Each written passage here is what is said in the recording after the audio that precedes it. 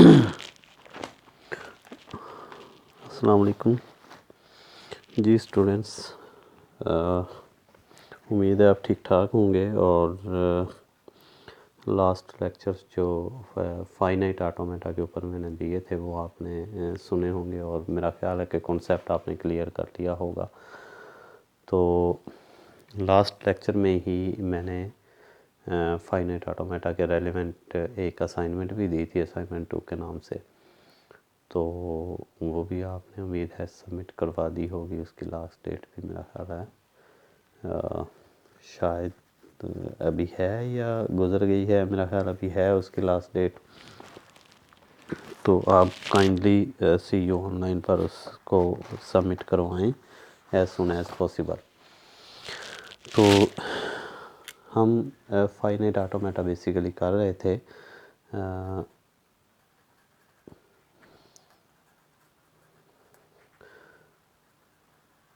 Finite automata तो हमने कहा था कि ये जो हम कर रहे हैं ये डिटर्मिनिस्टिक फाइनाइट ऑटोमेटा है।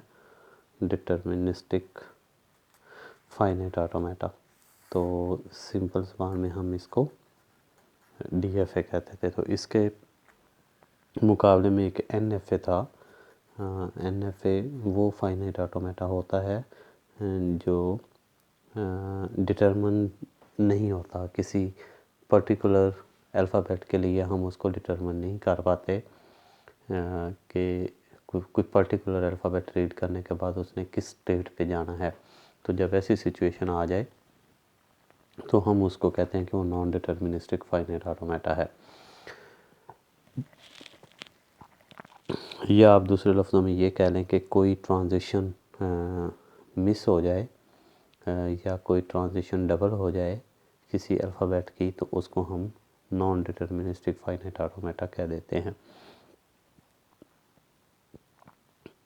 तो एक नॉन डिटर्मिनिस्टिक फाइनाइट ऑटोमेटा के एक ब्रॉडर जो फाइनाइट ऑटोमेटा है वो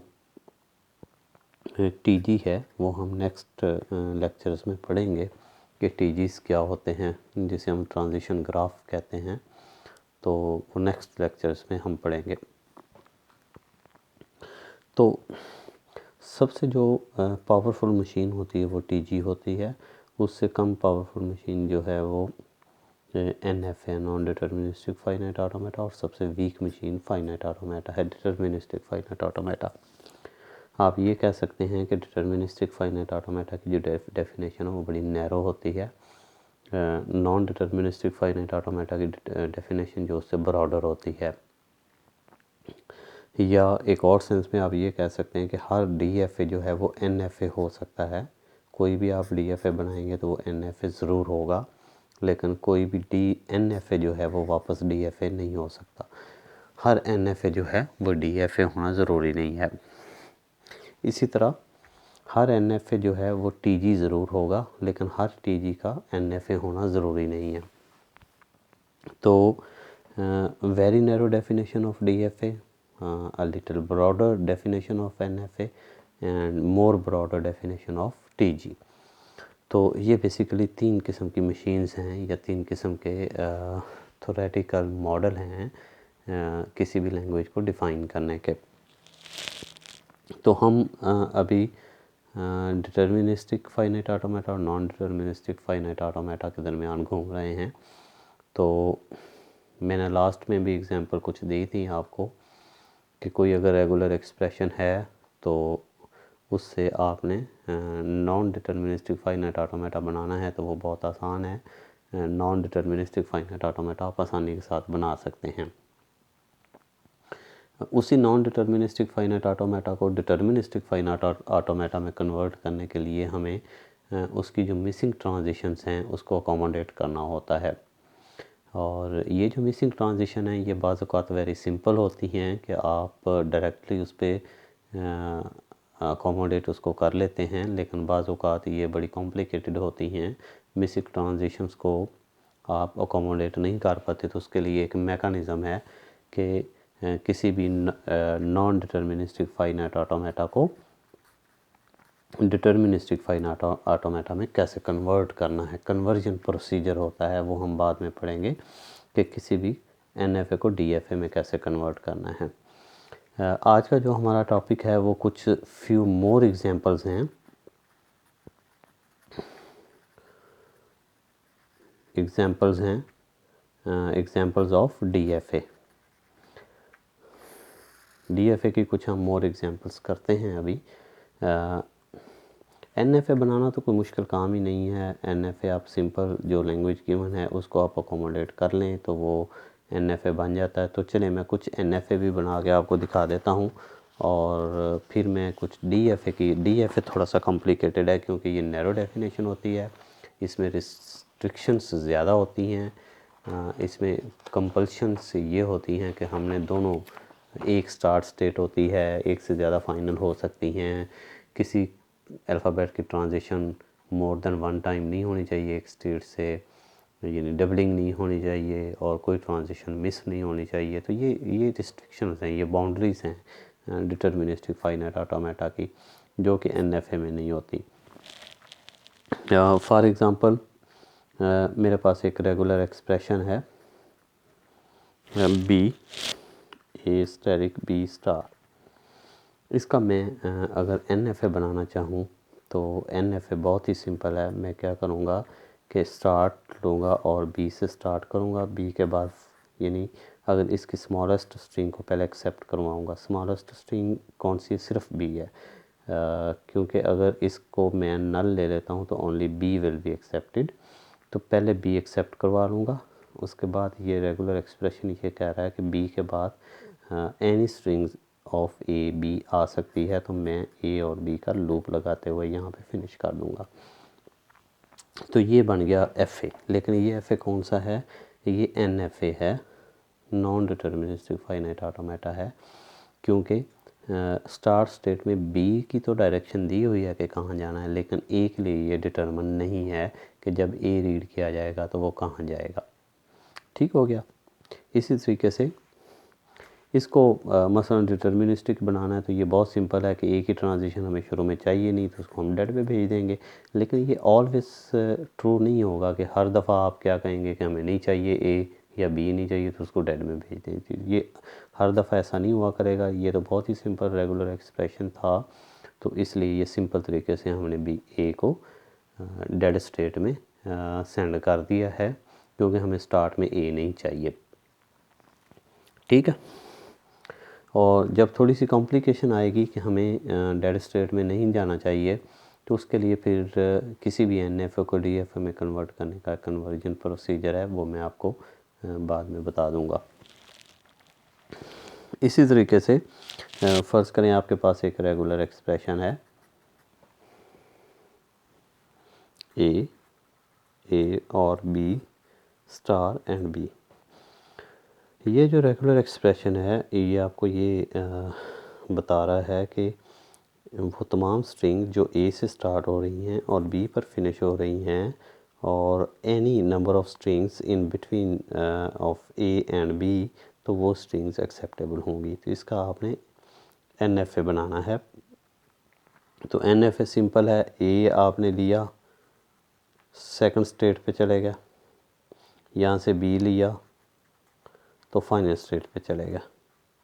तो शॉर्टेस्ट स्ट्रिंग जो इस रेगुलर एक्सप्रेशन की है वो AB है, क्योंकि अगर इसको ओमिट कर दें तो A भी ज़रूर एक्सेप्ट होना चाहिए। तो अब दरमियान में क्या एक्सेप्ट होना चाहिए? दरमियान में कुछ भी आ सकता है, वो आ सकता है A आ सकता है और B भी आ सकता है। ठीक है। अब ये एक नॉन डिटर्मिनिस्टिक फाइनाइट ऑटोमेटा है। क्यों? नंबर 1, यहाँ पर हमें ये नहीं पता चल रहा कि स्टार्ट से B आ जाए तो वो किधर जाना है। सेकेंडली सेकंड स्टेट पे अगर जाएं आप, इस स्टेट पे आ जाएं तो यहाँ पर 2 B की ट्रांजिशंस हो रही हैं। एक B आपको फाइनल स्टेट की तरफ लेके जा रहा है और दूसरा B आपको यहीं पर घुमा रहा है, ये वाला B। तो इसका मतलब है हमें नहीं पता किस B पर हमने फाइनल स्टेट पे जाना है और किस B पर हमने इसी स्टेट पर रहना है। तो इसलिए हम नॉन डिटर्मिनिज्म का शिकार हो गए हैं। इसमें क्या आ चुकी है? नॉन डिटर्मिनिज्म आ चुकी है। तो जब नॉन डिटर्मिनिज्म आ जाए कि हम डिटर्मिन ना कर पाएँ किसी भी अल्फ़ाबेट के लिए, तो ये देखें अब ये DFA इसलिए नहीं है कि इसमें 2 ट्रांजिशन B की हैं, तो बी की 2 ट्रांजिशन पॉसिबल नहीं है डिटर्मिनिस्टिक फार्मूला DFA में। तो अगर ये DFA की डेफिनेशन को पूरा नहीं कर रहा तो ये NFA है। ठीक है, ये NFA बन गया, बहुत आसान है। अगर मैं कहूँ इसी रेगुलर एक्सप्रेशन का आप DFA बनाएं तो वो फिर आपको इस डबलिंग को ख़त्म करना पड़ेगा। तो या तो पहले आप NFA बना के उसको DFA में कन्वर्ट कर लें, वो जो हम कन्वर्जन प्रोसीजर पढ़ेंगे उससे, या आप डायरेक्टली इस रेगुलर एक्सप्रेशन का DFA बना लें। तो उसके लिए फिर आपको ये जो सेकंड बी की ट्रांजिशन है उसको कुछ ऐसे तरीके से अकोमोडेट करना पड़ेगा कि एक स्टेट से बी एक दफ़ा ही ट्रांजिट हो। ठीक है जी, ये कुछ एग्जांपल्स थी नॉन डिटर्मिनिस्टिक फाइनाइट ऑटोमेटा की। अब हम कुछ एग्जांपल्स करते हैं जो कि ज़्यादा इम्पोर्टेंट हैं और मैंने आपको असाइनमेंट भी दी हुई है। उसी में से कुछ उसमें से एग्जांपल्स मैं देता हूँ आपको, और कुछ मेरे पास भी हैं, तो वो सारी एग्जांपल्स हम हल करने की कोशिश करते हैं। तो आप भी थोड़ा सा अंडरस्टैंड करने की कोशिश कीजिएगा। फॉर एग्ज़ाम्पल एग्ज़ाम्पल 1 मैं करता हूँ कि एक FA आपने बनाना है। build an FA that accepts the strings, accepts all strings that contain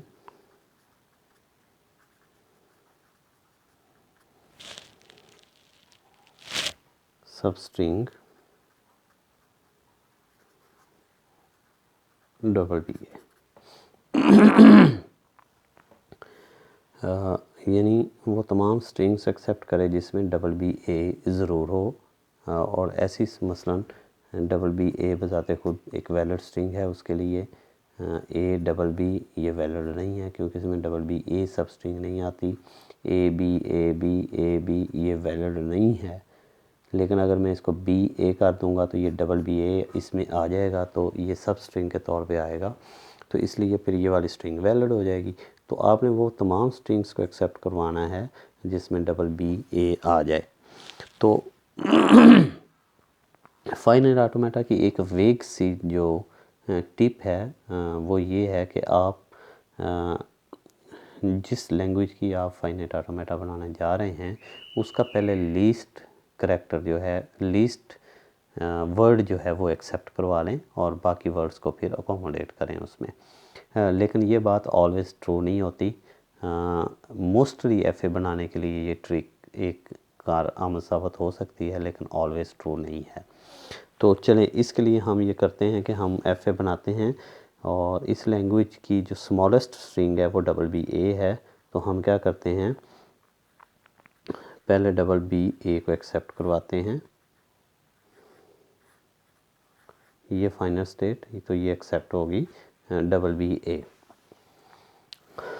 अब देखें BA जब अब आपने मिसिंग जो ट्रांजिशंस हैं उनको अकोमोडेट करना है। पहले हम BA के बाद A भी आ सकता है, B भी आ सकता है। A आए तो भी फाइनल स्टेट पे आ सकते हैं, हम B आए तो भी फाइनल स्टेट पे आ सकते हैं। यानी इस तरह की स्ट्रिंग BA और उसके बाद चाहे AB ट्रिपल ए जो मर्ज़ी आता है वो एक्सेप्ट हो सकता है, वो वैलिड स्ट्रिंग है। ठीक है, यहाँ पर तो ट्रांजिशन हो गई पूरी। अब फ़र्ज़ करें स्टार्ट में B है, ये तो ठीक है, लेकिन स्टार्ट में अगर A आ जाता तो फिर क्या होना चाहिए। मसलन इस तरह की स्ट्रिंग आ जाती ABBA, तो क्या इसको एक्सेप्ट होना चाहिए? यस, इसको एक्सेप्ट होना चाहिए। तो एक स्टार्ट में एक A भी आ सकता है, एक से ज़्यादा भी आ सकते हैं। तो जितने भी A आ जाएं तो स्टार्ट में हम एक लूप लगा देते हैं कि जितने भी A आ जाएं, जब तक BA ना आए तो वो एक्सेप्ट ना हो। ठीक है, तो एक A ले लें चाहे, या कोई भी A ना लें स्टार्ट से। स्टार्ट पर A का लूप का मतलब ये है कि आप स्टार्ट B से भी कर सकते हैं, A से भी कर सकते हैं। अगर B से करेंगे तो दूसरा B लेके और फिर A लेके फाइनल स्टेट पे पहुंचेंगे। अगर A से स्टार्ट करते हैं तो फिर भी 2 B लेके A लेंगे तो फाइनल स्टेट पे जाएंगे, अदरवाइज़ नहीं जाएंगे। अब देखिए यहाँ पर आ जाते हैं, एक ए लिया फॉर एग्ज़ाम्पल इस तरीके से,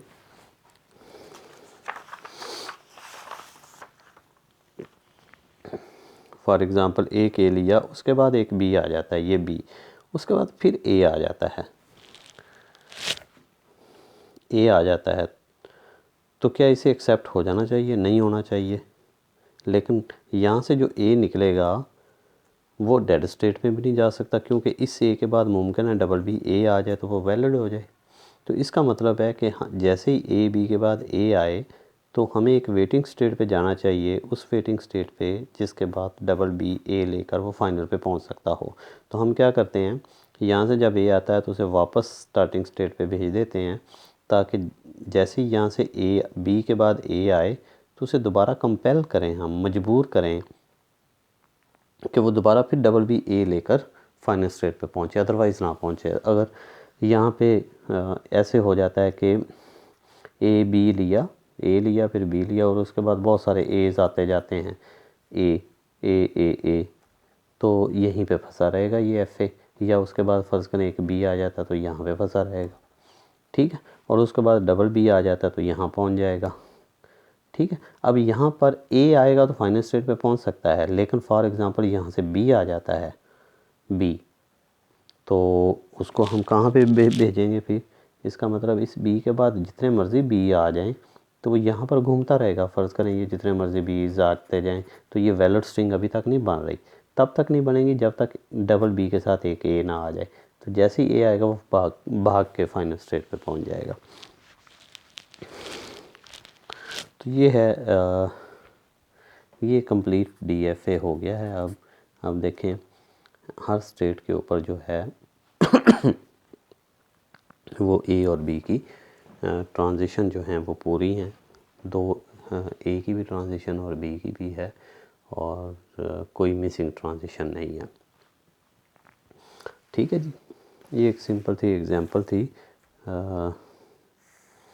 जो बुक में भी अवेलेबल है, आप कर सकते हैं, वहाँ से भी हेल्प ले सकते हैं, वहाँ पे थोरेटिकली काफ़ी अच्छा समझाया गया है। इसी तरीके से एक और एग्जांपल हम करते हैं,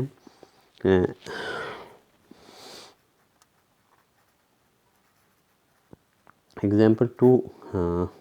इसी एफ़ए का जो अभी हमने एफ़ए बनाया है, इसमें हमने कहा है कि build an FA that accepts all strings that contain substring double B A.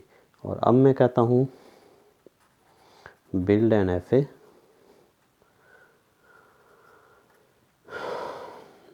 that accepts the strings that do not contain substring double B A. यानी ऐसा एफ ए आपने बनाना है जो डबल बी ए जिसमें हो तो वो एक्सेप्ट ना हो। मसलन ये डबल बी ए वाली सब स्ट्रिंग है तो ये एक्सेप्ट नहीं होनी चाहिए इस एफ ए के लिए, ठीक है। जब भी डबल बी ए आएगा किसी स्ट्रिंग में तो वो एफ ए उसको रिजेक्ट कर दे, और बाकी तमाम स्ट्रिंग जिसमें डबल बी ए नहीं आता उनको एक्सेप्ट कर ले।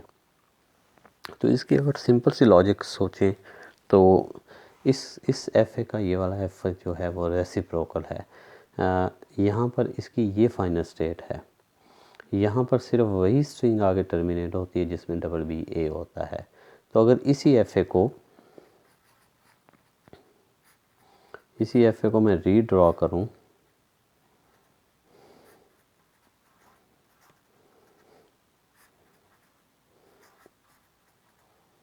इसी एफ ए को रीड्रॉ करूँ तो यहाँ पर फिनिश होने वाली स्ट्रिंग्स में डबल बी ए होता है। तो मैं क्या करता हूँ, यहाँ पर जो भी स्ट्रिंग रीच करती है उसको एक्सेप्ट नहीं करवाता।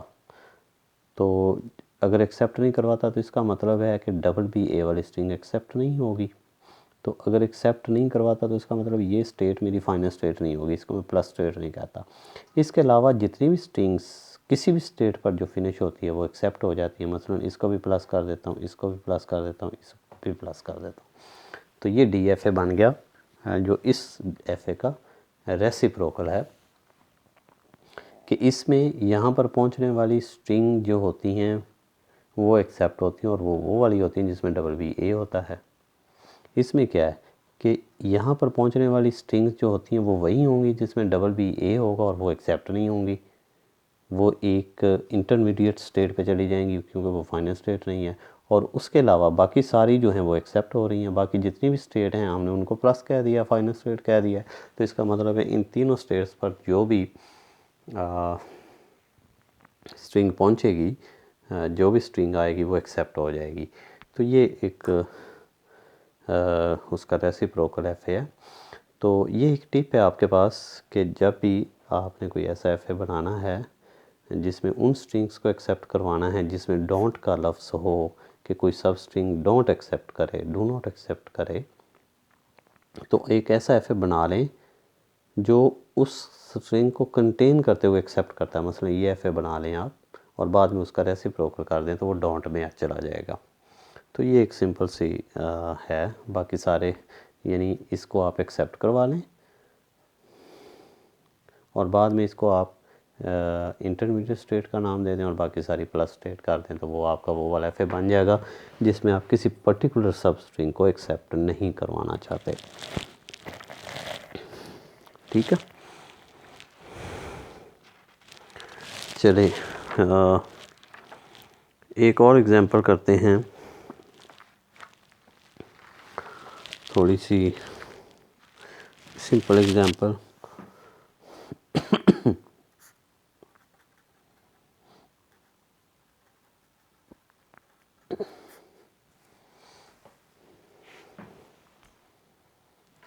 मैं क्या करता हूँ कि एक एफ बनाता हूँ, बिल्ड एन एफ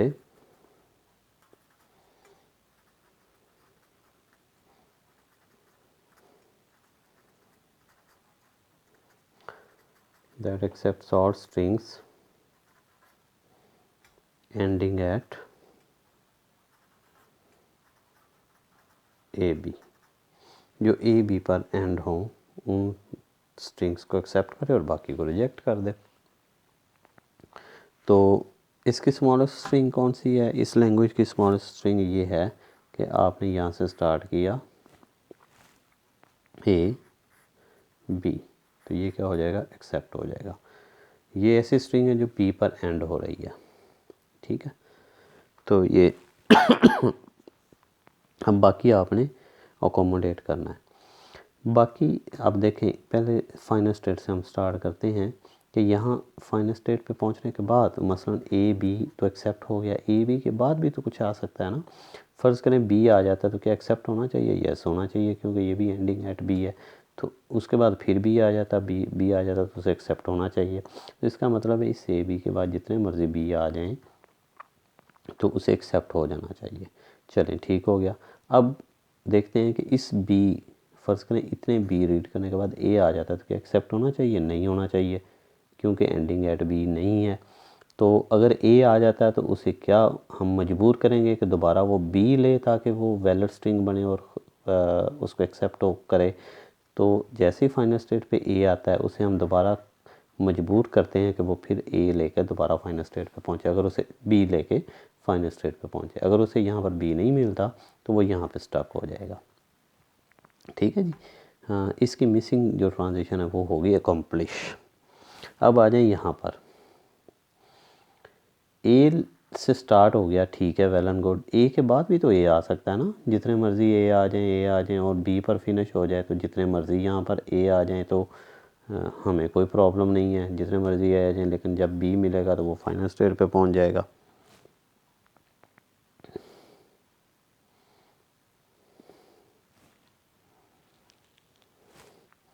अच्छा,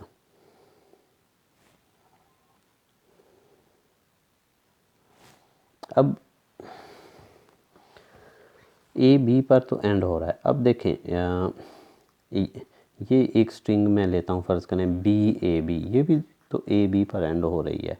अगर यहाँ पर बी आ जाए और जितने मर्ज़ी बीज आ जाएं तो ए बी पर एंड हो रहा है, तो ये भी एक्सेप्ट होना चाहिए। इसका मतलब स्टार्ट में भी जितने मर्ज़ी बीज आ जाएं तो एक्सेप्ट हो जाएगा।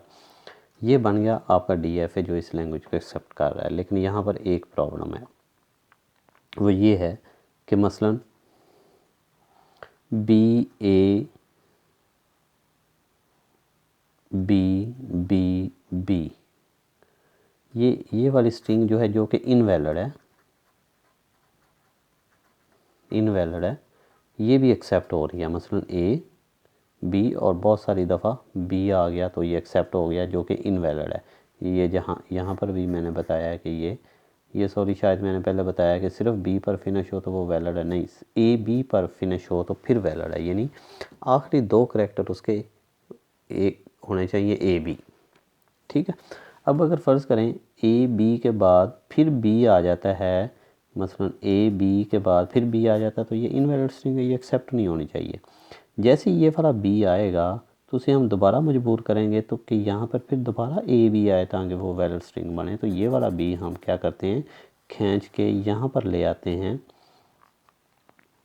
ताकि जैसे फाइनल स्टेट पे बी उसे मिले तो वो फिर दोबारा उसे मजबूर कर दे कि ए बी लोगे तो फाइनल स्टेट पे पहुँचोगे, अदरवाइज़ इधर ही खड़े रहोगे। ठीक है, ए बी मिलेगा तो फाइनल स्टेट पे जाओगे, वरना इधर ही घूमते रहोगे आप। तो ये है बेसिकली डिटरमिनिस्टिक फाइनाइट ऑटोमेटा, जो थोड़ा सा पिछले की निस्बत थोड़ा सा कॉम्प्लेक्स था। चलें एक और एग्जांपल मैं करवा देता हूँ। ये बेसिकली आपकी प्रैक्टिस है, आप भी करें। S1 के हवाले से ये अहम होंगे, एग्ज़ाम के हवाले से।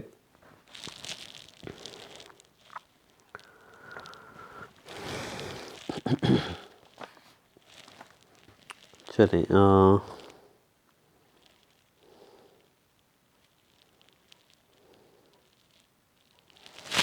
build an FA,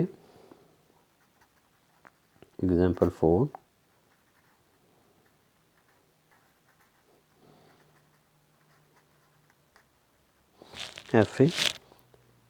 FA का मतलब डिटर्मिनिस्टिक फाइन। जब मैं सिंपल FA कहता हूँ तो वो डिटर्मिनिस्टिक फाइनाइट ऑटोमेटा होता है। अदरवाइज़ कोई और होगा तो मैं साथ NFA लगाऊंगा। ये आपको टेकन फॉर ग्रांटेड लेना होगा कि जब भी FA का जिक्र होगा तो इसका मतलब डिटर्मिनिस्टिक है। That build an FA that accepts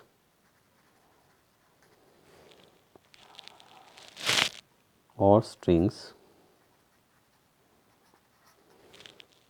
in which second last letter या सिंबल इज़ B। ये सेकंड लास्ट सिंबल जो है वो B होना चाहिए। मसलन स्मॉलेस्ट स्ट्रिंग कौन सी है, डबल B, ये भी स्मॉलेस्ट है। BA ये भी स्मॉलेस्ट है, यानी डबल B भी एक्सेप्ट हो जाना चाहिए, B भी, क्योंकि इसका सेकंड लास्ट लेटर जो है वो B है। ठीक है। इसी तरीके से A जितने मर्ज़ी आते जाएं, B आए तो ये इनवैलिड है, जैसे डबल B आएगा तो वो वैलिड हो जाएगा। ठीक है। तो इसका मतलब क्या हुआ कि वो तमाम स्ट्रिंग जो डबल B पर फिनिश होती हैं या BA पर फिनिश होती हैं वो एक्सेप्टेबल होंगी। उसमें ही सेकंड लास्ट लेटर जो है वो B हो सकता है और किसी में B नहीं होगा।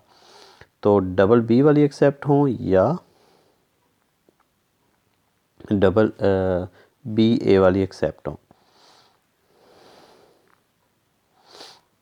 ठीक है, उसके अलावा कोई एक्सेप्ट नहीं होनी चाहिए। यानी जिनके आखिर में डबल B आता है और जिनके आखिर में BA आता है वो एक्सेप्ट हो जाए। चलें इस FA को बनाने की हम कोशिश करते हैं। हम स्टार्ट लेते हैं।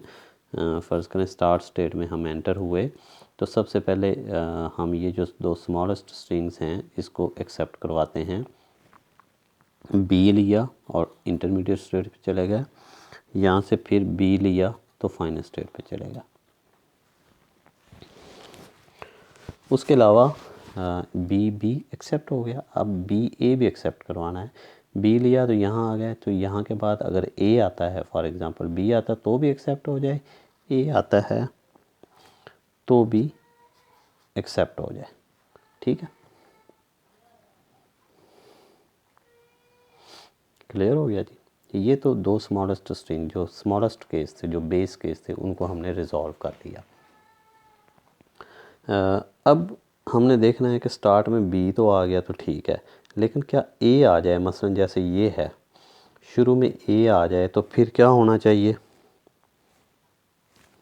ए आ जाए तो जितनी दफ़ा मर्ज़ी ए आ जाए, हमें कोई गर्ज नहीं, मसलन जितनी दफ़ा मर्ज़ी एज़ आते जाएं, लेकिन जब तक डबल बी या बी ए नहीं आएगा, डबल बी आएगा तो यहाँ आके फिनिश हो जाएगा, बी ए आएगा तो यहाँ आके फिनिश हो जाएगा, तो वेल एंड गुड, ये हमारे लिए ठीक है। अब इस स्टेट की दो ट्रांजिशन पूरी हैं, ए की भी हो रही है, बी की भी हो रही है। अब यहाँ पर हम देखते हैं कि ए की ट्रांजिशन भी मिस है और बी की भी मिस है। अब पहले हम ए को देखते हैं। मसलन सिनारियो ये होता है कि बी लिया, हम यहाँ पहुँच गए, ए लिया, यहाँ पहुँच गए, सिर्फ बी ए तो एक्सेप्ट, उसके बाद फिर ए आ जाता है तो क्या होना चाहिए? फिर ए आ जाता है तो क्या होना चाहिए? फिर उसे हमें मजबूर करना चाहिए, या तो भाई तुम डबल बी लो या फिर बी ए लो तो मैं एक्सेप्ट करूँगा, अदरवाइज़ नहीं करूँगा। तो मैं उसे क्या करता हूँ, फिर जैसे यहाँ पर बी ए के बाद दोबारा ए आता है तो मैं दोबारा उसको वापस भेज देता हूँ, मजबूर करता हूँ ये कहने के लिए कि या डबल बी लेके यहाँ हो या बी ए के लिए लेके यहाँ हो। अगर नहीं आ सकते, तुम्हारे पास ये दो चीज़ें नहीं हैं तो यहीं पे खड़े रहो, या अगर उनमें से एक चीज़ सिर्फ बी है तो यहाँ पे आके फंस जाओ, आप फाइनल पे नहीं जा सकते। ठीक है। अच्छा, अब अगर फ़र्ज़ करें दूसरा सिनारियो कि आपने यहाँ पर बी की ट्रांजिशन में से आप उसको हम अकोमोडेट करते हैं कि बी ए ले लिया आपने, उसके बाद बी आ जाता है, बी आ जाता है तो क्या करेंगे? अब बी ए के बाद बी आ जाता है तो हम कहेंगे कि आप एक्सेप्ट स्टेट पे जा सकते हैं अगर इसके बाद आप सिर्फ सिंपल एक बी और रीड कर लो या सिर्फ एक ए और रीड कर लो, एक बी और रीड कर लो या एक ए और रीड कर लो, ताकि ये वाला बी सेकंड लास्ट बी हो जाए तो मैं फाइनल स्टेट पे जा सकता हूँ। तो इसका मतलब यहाँ पर जब बी आएगा तो मैं उसे इस स्टेट पे भेज देता हूँ, इस स्टेट पे इसलिए कि या उसे बी दरकार है यहाँ पर फाइनल स्टेट पे पहुँचने के लिए या ए दरकार है इस फाइनल स्टेट पे पहुँचने के लिए। तो अगर इन दो चीज़ों में से उसे कुछ नहीं मिलता तो इसी स्टेट में वो फंसा रहेगा और वो फाइनल स्टेट पे नहीं जाएगा। ठीक है, ये भी हो गया। अब आते हैं इस फाइनल स्टेट पे। इस फाइनल स्टेट के ऊपर अगर फ़र्ज़ करें बी लेते हैं हम, बी लेने के बाद बी लेने के बाद ए आ जाता है तो क्या करें? बी के बाद अगर उसे ए आ जाता है तो हम फिर उसे मजबूर करेंगे कि या भाई डबल बी लो या बी ए लो तो फिर फाइनल स्टेट की तरफ आओ। तो उसके लिए फिर हम क्या करेंगे? ए यहाँ पर आया तो हम उसे यहाँ पे भेज देते हैं, यहाँ पे या तो वो बी लेके यहाँ पे पहुँचेगा या बी ए लेके यहाँ पे पहुँच जाएगा। ठीक है,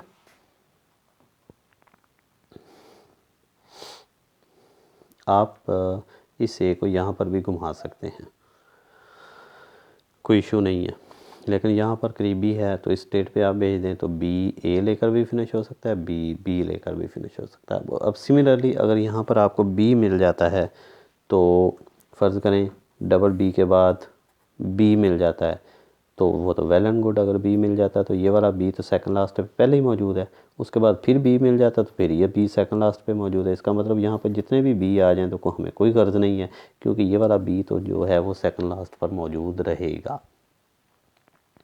तो ये थोड़ी सी कॉम्प्लेक्स एग्जांपल थी, उम्मीद है आपको समझ आ गई होगी।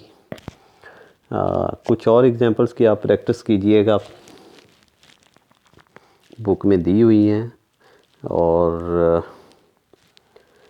इसके कुछ आपने रिवर्स क्वेश्चंस भी करने हैं। वो इस तरीके से, फ़र्ज़ करें यही एफ ए गिवन है और आपसे पूछ लिया जाता है कि ये एफ ए जो है वो कौन सी लैंग्वेज को एक्सेप्ट करता है, तो वो भी आपको पता होना चाहिए कि ये किस किस्म के वर्ड्स को एक्सेप्ट करता है। अगर ये मैं स्टेटमेंट नहीं लिखता, सिर्फ एफ ए दे देता हूँ, तो आपको ये वाली स्टेटमेंट लिखना होनी चाहिए कि ये वाला ये एफ ए है जो उन स्ट्रिंग्स को एक्सेप्ट करता है जिसमें सेकंड लास्ट लेटर बी होता है।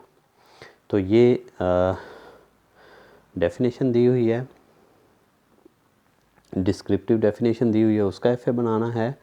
और रिवर्स इसका क्वेश्चन ये होगा कि आपको एफ ए दिया होगा, उसकी डिस्क्रिप्शन लिखनी होगी कि वो कौन सी लैंग्वेज को एक्सेप्ट करता है। इसी तरीके से अगर आपको कोई रेगुलर एक्सप्रेशन दे दिया जाता है तो उसकी डिस्क्रिप्शन आपको लिखनी आनी चाहिए और उसका फाइनाइट ऑटोमेटा बनाना आना चाहिए। जैसे मैंने शुरू में 2-3 एग्जांपल्स दी हैं रेगुलर ये वाली, कि फ़र्ज़ करें ये रेगुलर एक्सप्रेशन है तो इसका फाइनाइट ऑटोमेटा क्या होगा। तो इस तरीके से रेगुलर एक्सप्रेशन से भी फाइनाइट ऑटोमेटा बनाना आपको आना चाहिए। तो चलें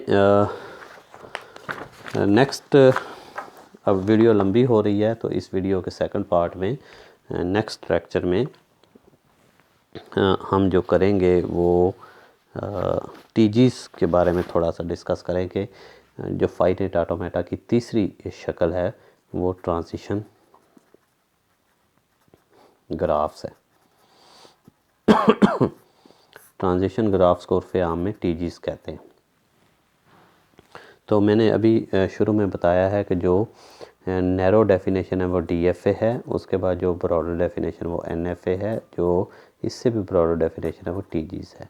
तो नेक्स्ट लेक्चर में हम देखेंगे कि टीजीज़ क्या होता है। तब तक अल्लाह हाफिज़ और बेस्ट ऑफ लक।